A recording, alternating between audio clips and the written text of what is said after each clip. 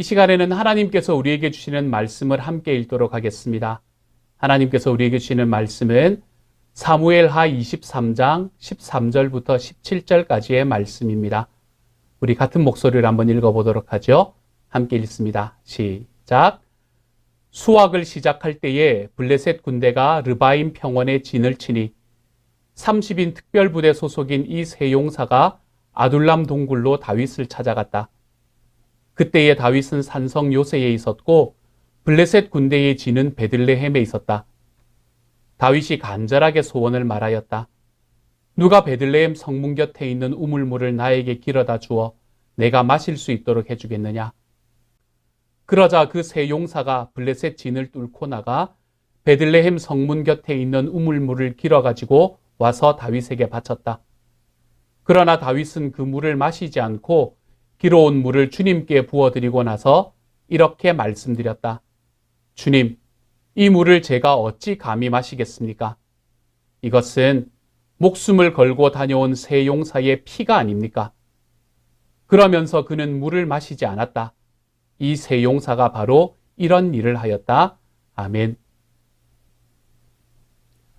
오늘 읽은 본문은 사무엘하의 마지막에 나오는 말씀입니다. 마지막 부분에 나오는 이야기예요.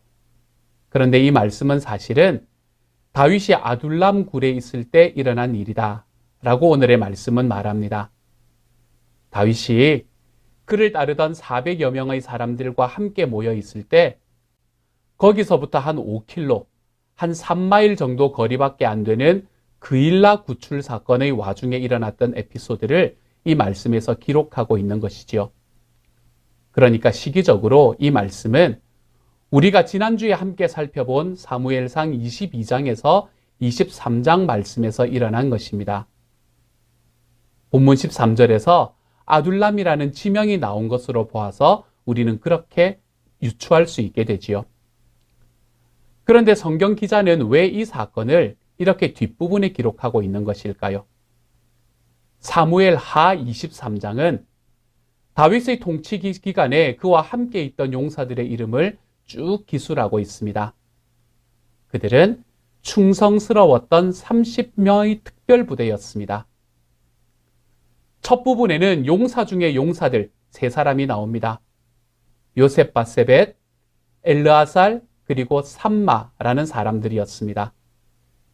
그들의 용명이 어떠했는가라는 것에 대해서 성경은 꽤나 자세하게 기록합니다. 그리고 18절부터 39절에서는 두 번째의 목록이 나오는데 여기에서는 아비새에서부터 시작해서 우리아까지 모두 34명의 이름이 나타납니다. 앞에 3명과 합하면 전체가 37명입니다. 30인 특별부대라고 했는데 리스트가 37명인 것으로 보아서 아마도 이 특별부대는 전쟁을 하는 도중에 어떨 때 죽기도 하고 또는 보충되기도 하면서 언제나 정확한 30명은 아니었지만 어쨌든 그들의 이름이 30인 특별부대로 불리웠던 것 같습니다. 이 용사들이 다윗에게 바친 충성과 그들의 행위가 어떠했는가를 보여주기 위해서 성경 말씀은 우리에게 하나의 사건을 기록해주고 있습니다. 그러나 이것은 보다 큰 그림에서 보면 다윗의 생애 전체 중에서 가장 힘들 때 일어났던 한 사건이기에 보다 큰 의미를 가지고 있는 사건이 됩니다. 이 일이 일어난 시기가 정확하게 어느 시점이다 라고 단정하기는 힘들지만 대략의 시기는 아마도 아둘람에서 그일라로 가는 과정에 바로 그 과정에서 있었던 일인 것 같습니다. 이 상황에 다윗이 처해 있는 상황을 몇 개의 단어로 표현해 보자면 그는 지금 고독, 배신, 그리고 향수 이 3가지의 단어 속에 갇혀 있는 것을 봅니다. 아둘람 굴에 오기 전에 다윗은 블레셋 지역의 가드라는 곳에 있던 아기스 왕에게 피신합니다. 하지만 그를 알아보았던 아기스의 신하들로 인해서 그는 미친 척하고는 급히 도망 나와서 아둘람 굴로 피하게 되지요. 거기에서 다윗의 가족들과 400명이나 되는 환난 당한 자, 빚진 자, 마음이 원통한 자들이 다윗에게로 나아오게 되었고요. 그들은 이 다윗을 자신들의 지도자로 세웁니다. 여기서 다윗은 하나님의 위로를 받게 되고 하나님의 선하심을 깊이 경험하게 됩니다. 그래서 그는 시편 34편을 쓰기도 하지요. 그렇지만 사울에게 계속해서 쫓김을 당하면서 살아가야 하는 삶, 그리고 그를 따르는 400여 명의 사람들을 인도해야 하는 지도자로서 그는 아마 심한 고독감을 느꼈던 것 같습니다. 그는 그런 상태에서 하나님께 나아갔는데 그 과정에서 지은 많은 시편들이 그의 고독감을 잘 보여주고 있습니다. 다윗이 그일라 성을 블레셋에서 구출해 준 것은 바로 이런 상황 속에서였습니다. 굳이 그일라 성을 구하기 위해 위험을 무릅쓰지 않아도 되는 상황이었다라고 우리는 지난주에 말씀드렸습니다. 그가 전공을 세우게 되면 그것이 사울에게 알려질 것이고 그로 인해서 다윗과 그의 일행들은 위험에 빠질 수도 있는 상황이었습니다. 그렇지만 다윗은 하나님에 의해 왕으로 세워진 자기의 역할을 감당하기 위해 그일라로 올라갔고 그들을 위험에서 구출해 주었습니다. 그런데 걱정했던 대로 이 소식을 사울이 들었습니다. 사울은 다윗이 그일라 성에 있다라는 소식을 듣고 성문이 하나밖에 없는 곳으로 들어갔다니 이제는 도간의 쥐구나 라고 생각하며 그를 죽이기 위해 군대를 보냅니다. 이 소식을 들었던 다윗은 하나님께 질문하지요. 그일라 성의 사람들이 자기를 어떻게 대우할 것인지를요. 만약에 그일라 성의 사람들이 다윗이 그들을 구해준 은혜를 알고 자기를 배신하지만 않는다면 그는 그 성에 문빗장만 걸면 된다고 생각했을지도 모릅니다. 그런데 하나님께서는 이 그일라의 사람들이 다윗을 배신하고 사울에게 자신을 넘겨줄 것이다 라고 말씀하십니다. 여기서 느꼈을 배신감이 이해가 되십니까, 여러분? 얼마나 괘씸했을까요? 얼마나 억울했을까요? 그런데 이것이 다가 아니었습니다. 하나님께서는 다윗에게 그 인생의 비애를 더 깊이 경험하게 만드십니다. 다윗은 그일라 성에서 나왔습니다. 원래 400명이던 사람들이 더 늘어나서 이제는 600여 명이나 되는 사람을 데리고 다니다 보니 딱히 숨을 곳도 없습니다. 하지만 사울과 그의 군사들과 전쟁을 할 것이 아니라면 그는 숨어 지내야만 했었습니다. 숨어 있어야 하는데 숨어 있을 곳이 없는, 이러지도 못하고 저러지도 못하는 상황이었습니다. 그것이 사무엘상 23장 14절에 기록되어 있는 말씀이지요. 이렇게 말합니다. 그리하여 다윗은 광야의 산성을 찾아다니며 숨어서 살았다. 그는 바로 십광야의 산간 지역에서 살았다. 무슨 말입니까? 다윗은 계속 움직이며 살 수밖에 없었습니다. 그런데 하나님의 은혜로 하나님이 숨겨주심으로 사울은 매일 다윗을 찾지만 찾을 수가 없었습니다. 그러던 중에 다윗이 십황무지 숲에 거주하고 있는데 이 10사람들이 기브아의 사울에게 사람을 보내어 다윗이 자기들과 함께 있다는 것을 알립니다. 이 기브아의 사람들이 누구였을까요? 이들은 다윗이 골리앗을 해치우고 돌아왔을 때 사울은 천천히요, 다윗은 만만이다 라고 여인들이 환호할 때 그 소리를 듣고 거기에 동조했던 사람들이었습니다. 그러고 보면 만물보다 더 거짓되고 아주 썩은 것은 사람의 마음이니 누가 그 속을 알 수 있습니까? 라는 이 예레미야의 말씀이 정말로 맞는 것 같기도 합니다. 예수님도 마찬가지였지요. 주님께서 예루살렘에 들어오실 때 호산나 호산나 라고 환호했던 사람들이 닷새 만에 180도 변해서 예수를 십자가에 못 박아라 라고 빌라도 앞에 소리 지르는 것을 보았습니다. 다윗은 이처럼 우리의 주님께서 겪으셔야 할 배신을 여러 차례 그의 삶에서 경험하게 되었습니다. 이쯤 되면 다윗이 왕이라는 것을 하고 싶었을까요, 여러분? 이런 백성의 왕이 되고 싶었겠느냐는 말입니다. 하지만 이런 과정을 거치면서 다윗은 탁월한 지도자로서의 자리로 한 걸음씩 걸어가고 있었습니다. 그는 이 상황을 자기의 마음이 무너지는 절망의 길이 아니라 고독과 배신을 어떻게 하나님과 함께 이겨내는가 신앙을 배우는 광야의 훈련의 자리로 만들어갈 수 있었습니다. 하지만 그 과정이 너무나 고통스러웠기에 다윗은 옛날을 회상했던 것 같습니다. 양을 치던 시절, 그때는 그것이 그렇게 감사한지 몰랐었는데 그때의 그 평범함과 자유가 얼마나 그리웠을까요? 다윗은 베들레헴에서 보냈던 어린 시절과 그의 삶이 꼬이기 전의 삶에 대한 그리움과 향수에 젖게 됩니다. 그러나 그 고향 땅마저 자신의 신세만큼이나 지금은 자유롭지가 않습니다. 왜냐하면 오늘 우리가 읽었던 본문이 설명하듯이 당시 블레셋 군대의 진이 이 베들레헴에 있었기 때문입니다. 사울은 자기의 정적이라고 생각했던 다윗을 죽이기 위해 온 힘을 쏟고 있었기 때문에 블레셋과의 전투에 집중할 수가 없었습니다. 그래서 그는 이들과의 전투에서 연전연패를 하고 있던 상황이었지요. 그래서 사울 치하의 블레셋은 베들레헴과 그 주변 르바임 골짜기를 모두 다 차지하고 있었습니다. 이런 상황에서 다윗은 예전 삶에 대한 향수를 이렇게 표현합니다.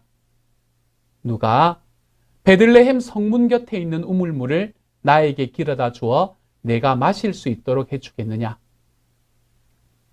이것이 당시 다윗이 처해 있던 상황이었고 우리가 어렵지 않게 그려볼 수 있는 다윗의 마음 상태였습니다.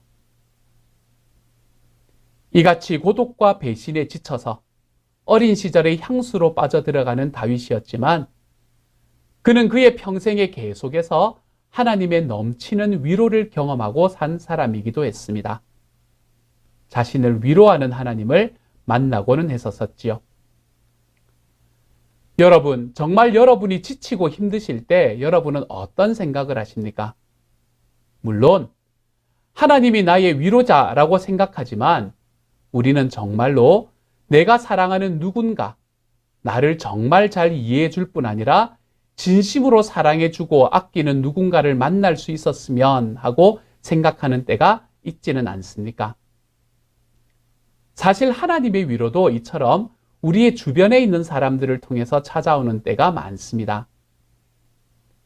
하나님께서 다윗을 위로하시기 위해서 제일 먼저 하신 일, 그것은 요나단을 만나게 하신 일이었지요. 그일라와 10사람들이 배신 직후에 하나님은 다윗이 요나단을 이 10황무지 수풀에서 만나게 하셨습니다. 그리고는 그 요나단과의 만남을 이렇게 설명합니다. 같이 한번 읽어보시죠. 시작. 사울의 아들 요나단이 호레스로 다윗을 찾아와서 하나님을 굳게 의지하도록 격려하였다. 그는 다윗에게 말하였다. 전혀 두려워하지 말게. 자네를 해치려는 나의 아버지 사울의 세력이 자네에게 미치지 못할 걸세. 자네는 반드시 이스라엘의 왕이 될 걸세. 나는 자네의 버금가는 자리에 앉고 싶네. 이것은 나의 아버지 사울도 아시는 일일세. 이리하여 이 두 사람은 다시 주님 앞에서 우정의 언약을 맺었다. 그리고 다윗은 계속 호레스에 머물렀으나 요나단은 다시 집으로 돌아갔다. 아멘. 하나님의 위로는 너무나 적절했습니다. 하나님께서는 다윗의 마음이 너무나 상하지 않도록 배려하셨던 것입니다.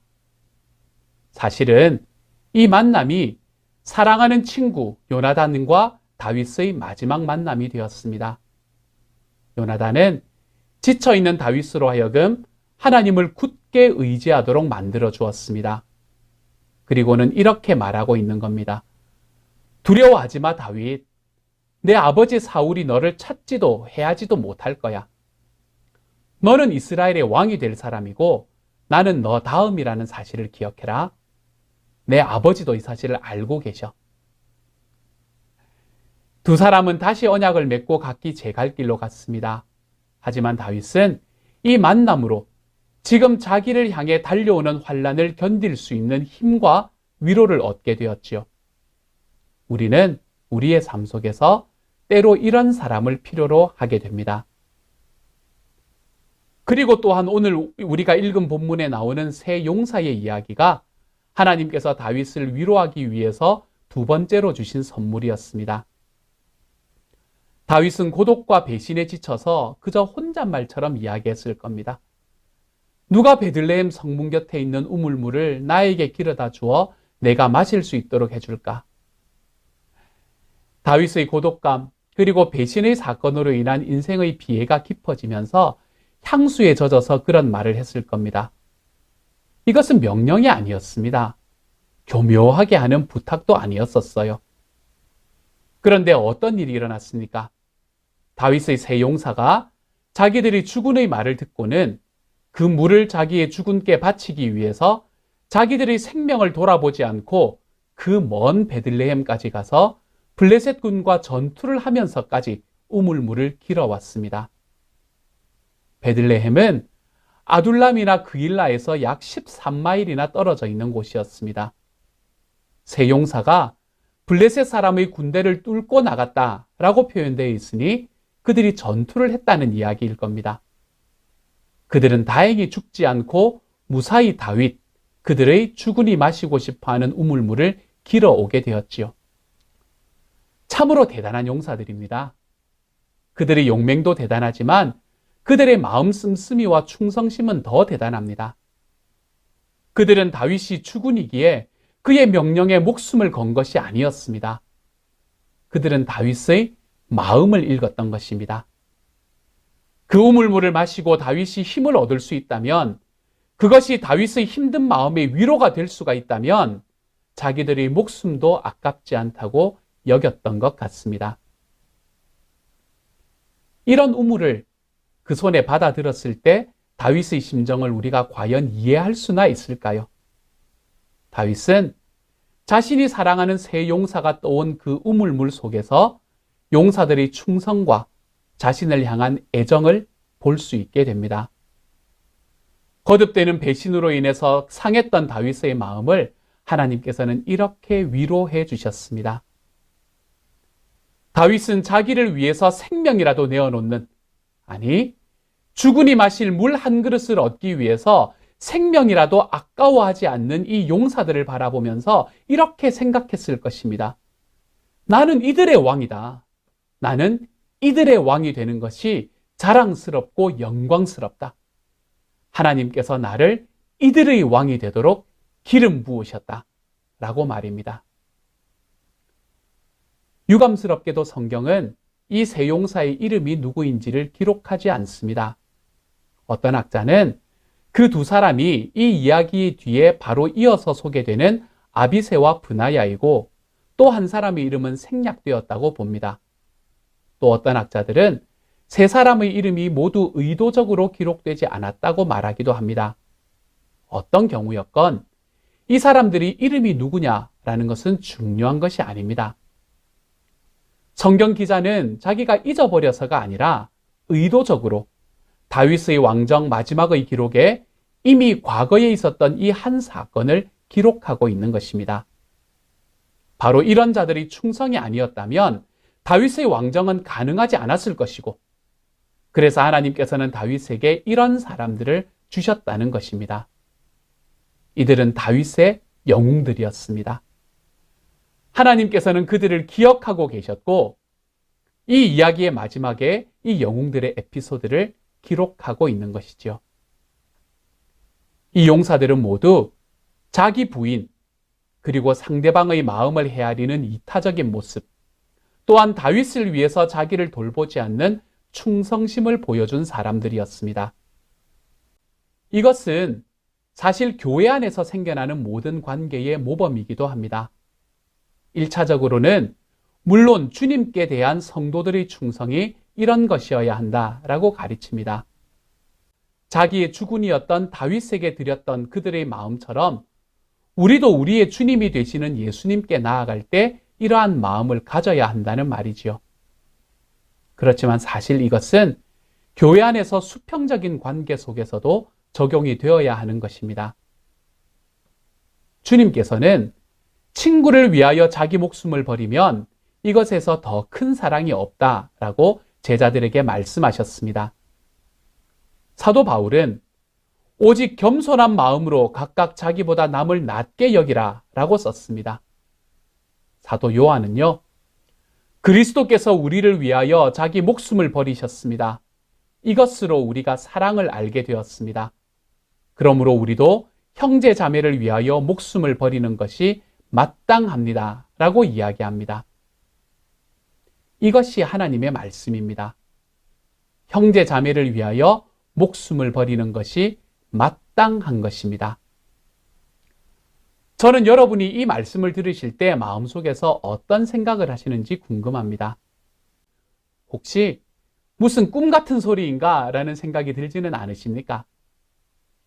그러나 오늘 우리가 읽은 이 말씀은 바로 이 신약 성경의 말구절들에 대한 너무나 분명한 주석이고 실제적인 사례들입니다. 바로 이런 관계가 다윗의 나라가 세워지는 기초가 되었다라고 성경은 증거합니다. 교회는 어떻습니까? 교회는 먼저 그리스도가 죽으심으로 보여주신 그 철저한 자기 부인과 십자가 위에 세워진 것이 교회입니다.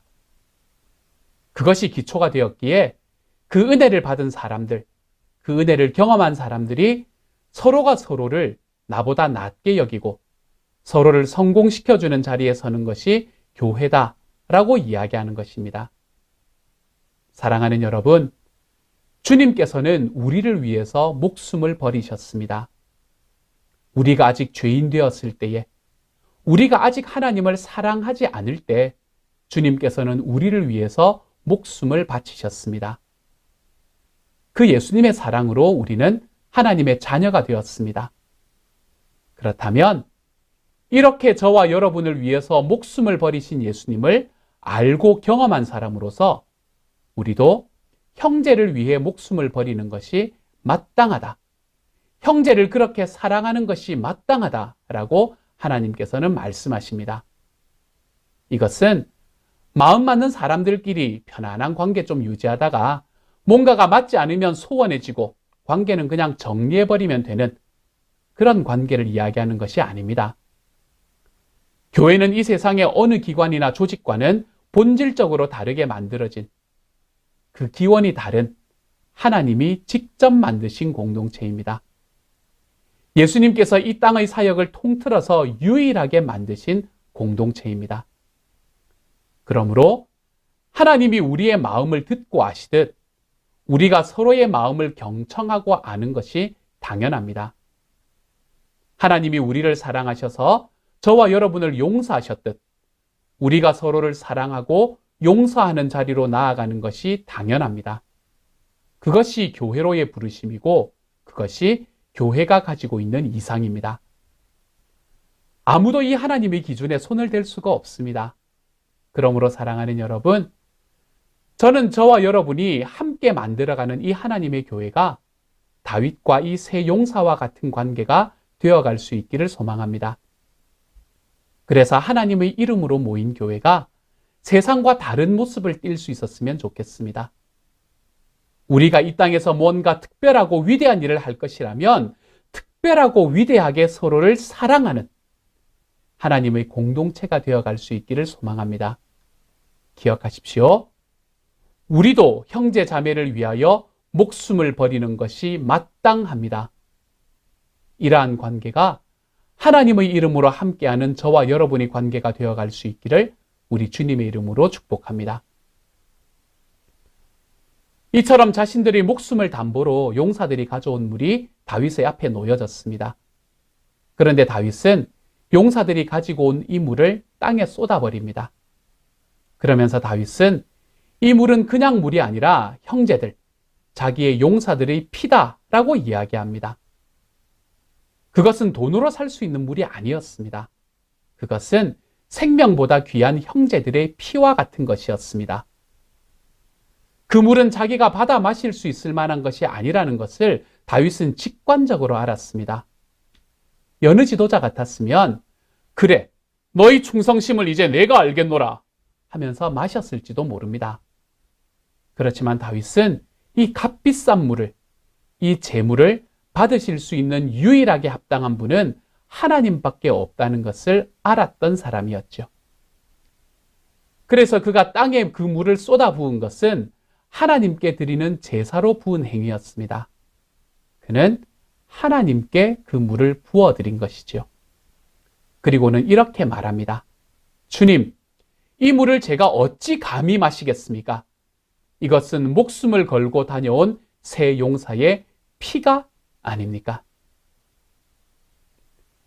여기에서 우리는 다윗이 자신과 하나님을 구별할 줄 아는 사람이라는 것을 볼 수 있습니다.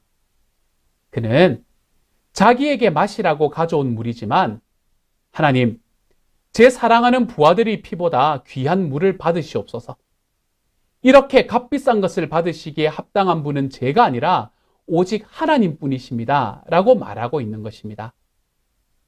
주님께서 십자가를 지시기 며칠 전에 마리아는 보통 사람의 1년치 연봉에 해당하는 지극히 값비싼 향유를 깨뜨려서 아낌없이 사랑하는 주님께 부어드렸습니다.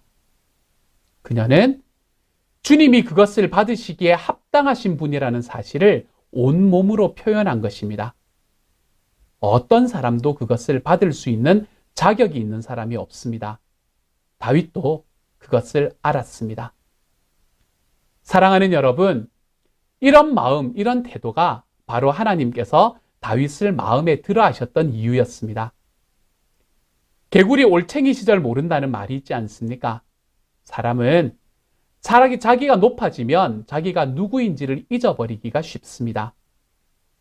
물론 다윗도 후에는 그런 치명적인 실수를 저지르게 됩니다.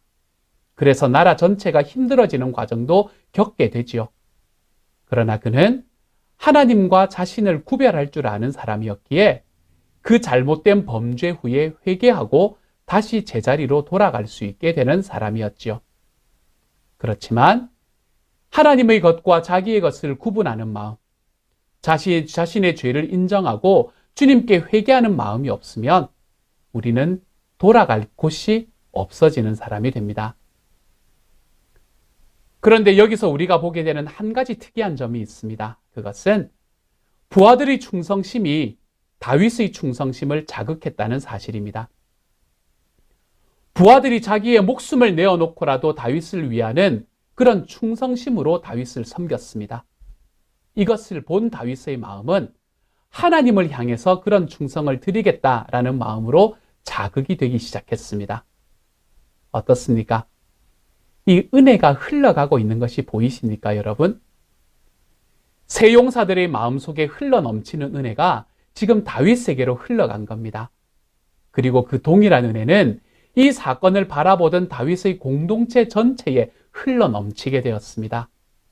이것이 바로 하나님 나라의 원리입니다. 이 사건을 통해서 우울하고 바짝바짝 말라가고 있던 다윗의 마음을 위로하시면서 하나님은 다윗의 마음에도 풍성한 은혜를 회복해 주신 것이죠. 자기 자신을 위해서 목숨을 걸고 물을 떠서 와준 용사들을 바라보면서 하나님께 물을 부어드리는 다윗의 고백은 어떤 고백이었을까요? 아마도 저는 이 물이 아니라 사실 하나님 당신으로 목이 마릅니다. 라는 고백이 아니었을까요? 이것이 바로 시편 42편에서 다윗이 고백한 말입니다. 1절과 2절의 말씀만 함께 같이 한번 읽어보죠. 같이 읽습니다. 시작. 하나님, 사슴이 시냇물 바닥에서 물을 찾아 헐떡이듯이 내 영혼이 주님을 찾아 헐떡입니다. 내 영혼이 하나님, 곧 살아계신 하나님을 갈망하니 내가 언제 하나님께로 나아가 그 얼굴을 배울 수 있을까? 아멘. 물론 이 시는 다윗이 이 시점에 쓴 것으로는 보이지 않습니다. 하지만 이때에도 다윗의 마음은 이 시와 똑같았을 것이라고 짐작할 수 있습니다. 사랑하는 여러분, 우리는 살아가면서 어렵고 힘든 상황을 만나 마음이 무너질 때 사람들의 위로도 필요합니다. 하나님도 그것을 아시기에 다윗에게 요나단도 주셨고 새 용사도 주셨습니다. 그것처럼 우리의 삶에도 하나님은 적절하게 사람들을 통한 위로를 주십니다. 그러나 다윗이 새 용사의 충성을 통해서 위로를 얻기도 했지만 결국 자기가 필요로 하는 위로는 주님께로부터 온다는 사실을 깨닫는 자리로 나아간 이 모습이 또한 저와 여러분의 모습이 되어야 하겠습니다. 우리 삶의 목마름을 온전히 채워줄 수 있는 것은 사실 사람들이 아닙니다. 저는 지금 사람들이 우리의 위로가 되지 않는다거나 그런 위로는 불필요하다고 말씀드리는 것이 아닙니다. 그것은 실제로 굉장히 중요합니다. 그러나 그것이 하나님의 위로를 대체할 수는 없습니다. 하나님 밖에는 우리 영혼을 온전히 만족시켜 주실 수 있는 분은 안 계십니다. 그것이 다윗의 고백이었습니다. 하나님의 사람들은 언제나 이 자리로 나아가야 됩니다. 그럴 때에 우리는 사람에게서 오는 위로의 기쁨과 한계를 바르게 인정할 수 있습니다. 사람에게 기대고 기대하다가 실망하고 마음이 무너지는 삶을 경험하지 않을 수 있습니다. 기억하십시오. 우리 삶의 참된 위로는 우리 주님께로만 옵니다. 그런데 한 가지 행복한 사실은 우리와 함께 계시는 하나님은 위로하는 데 대단히 능하신 분이라는 데 있습니다.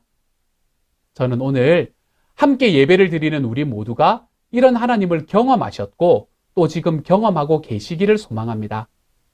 하나님께서는 여러분과 제가 지쳐 있을 때 적절하게 저희를 위로하시는 하나님이십니다. 엘리야가 자신의 사역이 결국 실패한 것 같다는 마음으로 낙심하고 지쳐 있을 때 주님은 침묵으로 천사를 통해 또한 작고 세미한 목소리로 엘리야를 위로하셨습니다. 이사야에게는 어땠습니까? 자기의 사역에 대한 자신도 없고 앞날에 대한 기대도 무너진 때에 하나님은 이 이사야에게 하나님의 스피커로서의 사명을 주시고 또한 내 백성을 위로하라 라는 메시지를 주셨습니다. 하나님의 위로는 오직 하나님의 백성, 하나님의 자녀들에게만 주어지는 것입니다. 그러나 사랑하는 여러분, 한 가지를 더 분명하게 하십시다. 언제 우리가 위로를 필요로 하는 것입니까? 우리가 범죄하고 우리가 세상을 살아가며 살다가 당하는 고통이 있어도 우리는 위로가 필요한 것입니까? 만일 우리가 하나님의 위로를 충만하게 느끼고 경험하지 못하고 있다면 그것은 하나님께서 위로하시지 않기 때문이 아닙니다. 우리가 오히려 하나님의 책망이 필요할 때에도 위로만을 달라고 떼쓰고 있기 때문입니다. 사랑하는 여러분, 주님께서 말씀하시면 그대로 한번 살아보려고 애쓰는 삶을 살아가십시오. 그러다가 때로는 고난이 찾아오고 때로는 고독해지기도 하고 배신도 겪게 되고 오해도 많이 받게 될지도 모릅니다. 그러나 그때 여러분은 여러분이 겪으시는 고난과 고독과 배신과 오해를 능가하는 하나님의 넘치는 위로를 받게 될 것입니다. 그래서 바울 사도는 고린도후서를 시작하면서 자기가 복음과 믿음을 인하여 겪는 많은 환난과 고통을 언급하면서 하나님을 모든 위로의 하나님이다 라고 이야기합니다. 고린도후서 1장 3절부터 6절입니다. 우리 같이 한번 읽어보도록 하죠. 함께 읽습니다. 시작. 우리 주 예수 그리스도의 아버지이신 하나님을 찬양합시다. 그는 자비로우신 아버지시요 온갖 위로를 주시는 하나님이시요 온갖 환난 가운데에서 우리를 위로하여 주시는 분이십니다. 따라서 우리가 하나님께 받는 그 위로로 우리도 온갖 환난을 당하는 사람들을 위로할 수 있습니다. 그리스도의 고난이 우리에게 넘치는 것과 같이 그리스도로 말미암아 우리의 위로도 또한 넘칩니다. 우리가 환난을 당하는 것도 여러분이 위로와 구원을 받게 하려는 것이며 우리가 위로를 받는 것도 여러분이 위로를 받게 하려는 것입니다. 여러분은 이 위로로 우리가 당하는 것과 똑같은 고난을 견디어냅니다. 아멘. 바울은 지금 없는 것을 말하는 것이 아닙니다. 오히려 그의 삶에서 이 위로의 하나님을 너무나 깊이 경험했기 때문에 하는 말입니다.